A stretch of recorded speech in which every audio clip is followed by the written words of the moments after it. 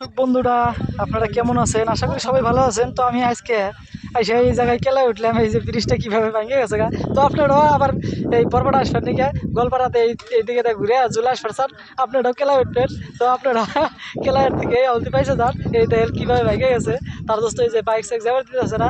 তো তার আগে আমি আপনাকে জানাই দিতেছি, তো এই কেলায় উঠবেন দিকে আসেন না, কেলায় ওঠার আগে আপনারা কলগাছিয়া দিয়া ঘুরে আপনারা একবারে হাউলিতে ঘুরে আসেন, তাহলে আপনারা বরপাড়া আসবেন ইন্ডিয়া 4 চাকা কার একটা জল নিয়ে আসেন, আপনাদের কেলায় আবার ঘুরে মুখ দিয়ে ঘুরে আহা লাগবো। তার দোস্ত আপনাকে জানাই দিলাম।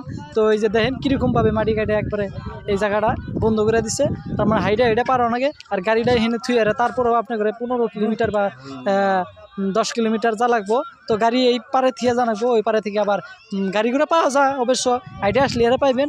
আর যদি আইডিয়া না আসেন, গাড়ি নিয়ে আসলে হেনে কেলায় থিয়ে জানাবো, কেলায় উইডে আবার ঘুরে জানাবো। তো তার আগে আপনাকে জানাই দিলাম।